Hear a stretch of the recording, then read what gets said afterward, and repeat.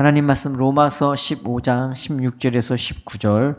이 은혜는 곧 나로 이방인을 위하여 그리스도 예수의 일꾼이 되어 하나님의 복음의 제사장 직분을 하게 하사 이방인을 제물로 드리는 것이 성령 안에서 거룩하게 되어 받으실 만하게 하려 하심이라. 그러므로 내가 그리스도 예수 안에서 하나님의 일에 대하여 자랑하는 것이 있거니와 그리스도께서 이방인들을 순종하게 하기 위하여 나를 통하여 역사하신 것 외에는 내가 감히 말하지 아니하노라. 그 일은 말과 행위로 표적과 기사의 능력으로 성령의 능력으로 이루어졌으며. 아멘. 하나님이 우리를 인도하실 때는 세상적인 복을 주려는 그 목적으로 부르신 것이 아니라 하늘의 영광을 주시려고, 그리고 하늘의 그 부유함을, 그 금은보화를 우리에게 주시려고 부르신 것이죠. 썩어질 세상 것 주려고 부른 게 아니라 영원한 생명, 영원한 것들, 영원히 빛나고 영광스러운 것들을 이제 우리에게 주시려고 우리를 부르시는 것입니다. 그래서 이 은혜와 생명과 영광을 주려고 부르셔서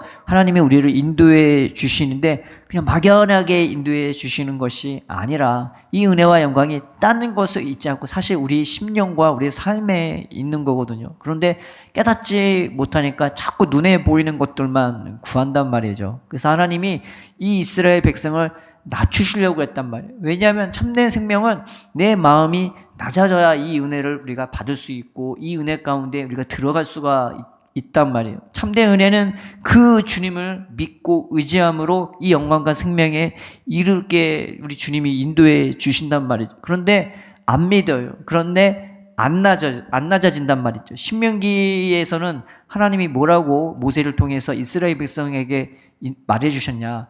내가 너희를 이 광야에서 떡도 주지 않고 포도주도 주지 않고 오히려 만나만 주면서 40년을 인도할 것은 내가 너희를 낮추기 위하여서 그렇게 인도했다고 했습니다. 그래서 어떻게 하냐?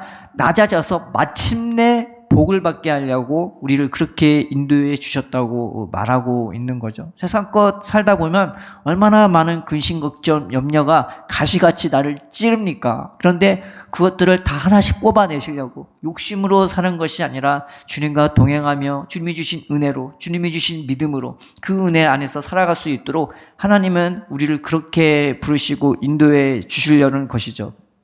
은혜는 뭐냐? 내가 하나님을 믿게 되어졌다는 거예요. 은혜는 뭐냐? 내가 주님 안에서 낮아진다는 말이에요. 내 마음이 얼마나 교만한지, 내 마음이 얼마나 강팍한지 하나님이 은혜를 막 쏟아 부어 주시려고 하는데 이 머릿속에 세상 것들이 가득 차 있어. 이 마음속에 세상 것들이 가득 차 있어. 내 손에 세상 것들만 붙잡으려고 막 그걸로만 돌진하고 내 발과 내 손이 늘 그쪽으로만 향해 간단 말이죠. 그러니까 하나님이 뭐 주고 싶어도 못 주는 거예요. 내 속에 세상 것들이 가득 차니까. 그래서 하나님이 은혜를 통해서 우리를 인생 고난길을 통해서 때로는 말씀을 통해 세상 것들을 하나씩 내려놓게 해주신다는 것.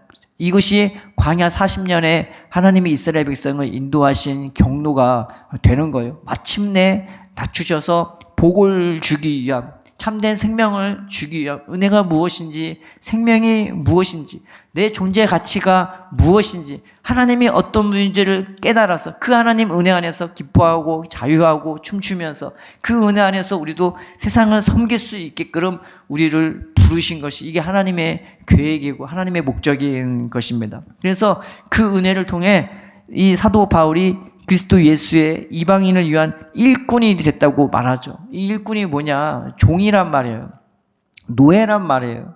그냥 머리 쓰고 우아한 그런 직분이 아니라 이 헬라인들에게 이 일꾼이라는 단어가 굉장히 치욕스러운, 불명예스러운 그런 단어라는데, 그런데 오히려 내가 주님 안에서 세상을 섬기는 이방인을 위한 일꾼이 됐다는 게 내게는 감격이 되고 기쁨이 되고 자랑이 돼요. 왜 그럴까요? 내 마음이 은혜를 통해서, 예수님의 은혜를 통해서 낮아졌기 때문이에요. 그래서 사랑하지 못할 것이 없고 은혜롭지 않은 것이 없어요. 옛날에는 너는 이게 못해서, 넌 저게 없어서, 넌 그래서 안 돼, 넌 그래서 안 되는 거야 라고 그렇게 사람을 낮췄더니 예수 안에서 새롭게 인생을 보기 시작하니까 세상에 나 같은 죄인이 없는 거고, 나 같은 죄인 그럼에도 불구하고 하나님이 예수님을 통해 불러주시고, 그런데도 당신의 일꾼 삼아주시고, 그런데도 당신의 나라의 백성 되게 하신 이 은혜에 겨워서 사도 바울이 이 일꾼이 되는 은혜로 살게 되었던 것입니다. 예전에는 자기가 바리새인 중에 바리새인 주고 자기가 최고인 줄 알았어. 자기가 다 아는 줄 알고 자기가 다 하나님 말씀대로 사는 줄 알았어. 근데 눈을 떠서 보니까 자기가 오히려 십자가의 원수였고 하나님의 원수였단 말이죠. 근데 은혜를 받고 나서 이 낮아지는 은혜로, 하나님께 쓰임받는 은혜로 세워지고 나니까 얼마나 사도 바울이 부지런히 열심히 일꾼이 되어서 땀 흘리고 수고했는지 모르는 것입니다. 이 은혜에 대해서 시편 103편 3절에서 5절까지 이런 말씀이 있습니다. 그가 내 모든 죄악을 사하시며 내 모든 병을 고치시며 내 생명을 파멸해서 속량하시고 인자와 긍휼로 간을 쑤으시며 좋은 것으로 내 소원을 만족하게 하사 내 청춘을 독수리같이 새롭게 하시는 도다라고 나와 있으며 시편 32편에 허물의 사함을 받고 자신의 죄가 가려진 자는 복이 있도다라고 나와 있는 것입니다. 애굽만 나를 괴롭게 하는 나쁜 사람들인 줄 알았더니 진짜 죄는 내 속에 있었던 거고, 그럼에도 불구하고 주님이 나를 구원해 주셨고 당신의 백성으로 삼아 주셨고, 그런데도 그 사람과 은혜로서 내 모든 죄와 내 모든 병적인 것들을, 이 독한 것들을 주님이 다 십자가로 소멸해 주시고 그저 사랑으로, 그저 은혜로, 그저 영광으로 대해 주시는 거죠. 그 은혜 받으면 내 심령이 낮아지면요 그냥 다 감사하고 다 기쁨이고 다 영광스럽게 되고, 내 주변에 있는 사람, 하나님을 믿는 사람은 믿는 사람대로, 안 믿는 사람은 안 믿는 대로 그 영혼은 불쌍하게 보이고 또 귀하게 볼 줄 알게 되어지는 거예요. 그러니까 일꾼이 안 될 수가 없는 겁니다. 그 일꾼 된 게 오히려 감사스럽고 영광되는 거죠. 그래서 은혜를 받으면 내가 주님에서 일꾼이 되는, 낮아지는 은혜가 임하는 거고 또 쓰여지는 은혜가 있는 것입니다. 하나님이 일꾼을 삼았더니 이 사도 바울이 얼마나 열심히 돌아다녔는지 모르죠. 일꾼이 돼서 그가 어떻게 일했느냐, 그리스도께서 이방인들을 순종하기 위하여 나를 통하여 역사하신 것 외에는 내가 감히 말하지 아니하노니, 하나님의 나를 써주시는, 주님이 나와 함께 주시는 거예요. 주님의 복음을 증거하는데 내가 뭘 했다 말할 수가 없어요. 주님이 나를 붙들어서 써주시고 내가 말하는 것, 행하는 것 다 하나님 은혜 안에서 하나님의 복음을 증거하게 합한 사람으로 변화시켜 주시고 새롭게 해주셨고, 여기서 말하는 것은 그저 복음을 전하는 어떤 기술력, 어떤 말빨이 아니란 말이에요. 내가 하는 말, 비록 어눌해요. 성경의 갈라디아서 보면은 이 사도 바울은 말이 변변찮지 않다고 이렇게 나와 있는 것입니다. 편지를 쓰는 것은 굉장히 힘이 있는데 이 말하는 것은 별 보잘것이 없었어요. 그런데 어떤 은혜가 있었냐? 사람을 감화하고 감동시키는 은혜가 있는 거죠. 그래서 사도행전 20장에 그렇게 나와 있죠.